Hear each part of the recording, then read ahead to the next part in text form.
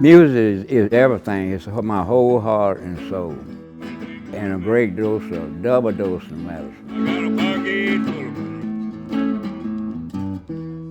We used to say music is the only art form that occupies the same space as emotion in the human being. To hear the trumpet play really well is really like hearing my mother's voice. The music in New Orleans has always been, it's New Orleans music.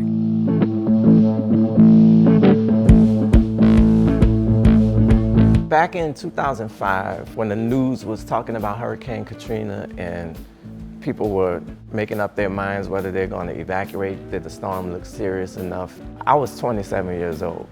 So I was living my best life. I'm partying with at clubs all the time, you know, drinking, hanging out, sex, drugs, rock and roll, all that kind of stuff. That's what we were doing. All the other storms, I said, Bessie and Hugo and all those other storms and everything came through. I said, I waited it out. I said, I'm gonna wait this one out. I said, well, I'm buckling down and I'm staying. And that's what I did. I stayed for the hurricane. My roommate, my best friend, he left and he called me. He said, Leon, what you gonna do?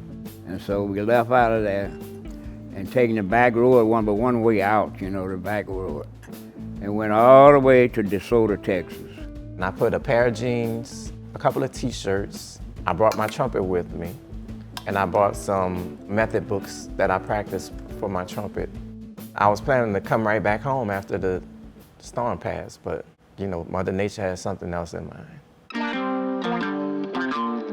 I had a guitar with me, I had a suitcase with me, and I had a mandolin with me that I used to bring on the road. And that's really all I had. Everything else was back home. At that time in my life, I was playing the most shows I had ever played. To go from playing all of those gigs and performing so much to performing zero in such a short amount of time was a little bit jarring, because some people think that us being musicians, that we're just playing and we're just having a good time. But this is actually our job. It pays our bills.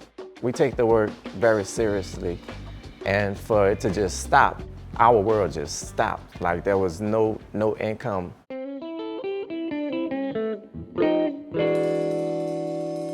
Got the blues on my back. I came here in 1957. I have been playing the blues for 69 years now. It used to be a house, but I made a museum out of it. Different shows I go on, and then Wacko get a lot of pictures, and I just slap it on the wall. And now I done forgot a lot of places where we was. I done forgot the name of the place that I be playing at. Freddie's a generational musician. You know, the blues guys went to Chicago. Some of them filtered down in New Orleans. Freddie happened to come here as a young man.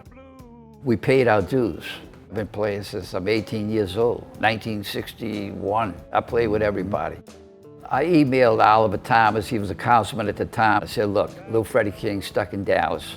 Some of our better performing artists are in Portland, they're in New York. And they were starting to settle in. People were sympathizing and taking them in. And I said, man, this is a cultural loss. These cats are gonna stay out there, the jazz guys, and well, everybody's gonna stay where they at. They were trying to get New Orleans musicians to move there, because I guess Portland is, I don't know, boring sometimes. I don't know.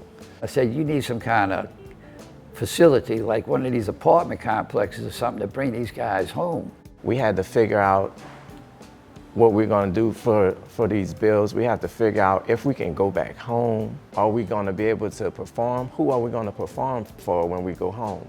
Coming back here for the first time was a trip. It was different. There was curfews in place. There weren't nearly as many people around.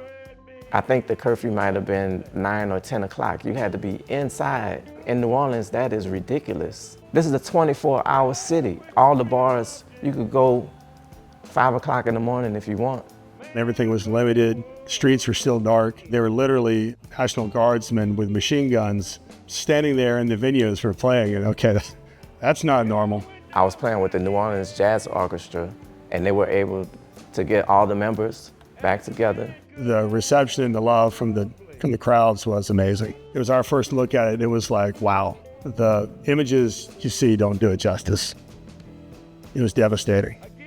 We performed at an Episcopal church on St. Charles, and the performance was beautiful. It was emotional. It was sad. It was celebratory. It was a whole bunch of things at the same time. Harry Connick and Dave Matthews and some other financial heavyweights had put money up to Habitat for Humanity to come in and work and build these houses, to sell these houses to musicians only, or people in the industry. So that's how they started the Musician Village. Waco talked me back in to come back, and so I was so proud to get back. I said, thank God you brought me back, Waco. The music scene was changed dramatically in the years following Katrina, and still is. From just the very physical spaces, venues that didn't come back, new venues that popped up and took their place. There are many musicians that I know who still haven't come back. The music scene in the city is certainly, I'd say, changed in some ways. Survived is probably a better word. I just hope people understand that we went through a lot down here, but it's come back stronger than ever. Our history is participatory. So when you hear the music, move your feet, dance, clap your hands, sing along, move your body.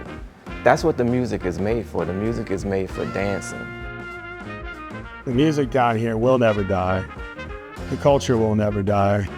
We'll rebuild it as many times as it's torn down. And if you haven't been to New Orleans, come on down and see what it's about. It's a new scene. There's a lot of new musicians that aren't from here. They don't know our culture. That's fine. Present your culture. We can mix it. This is a melting pot. We're famous for gumbo. That's throwing a whole bunch of different things in the same pot and making something good. That's what the music scene is now. It's not good yet. It's still cooking. And the reasons ain't so clear.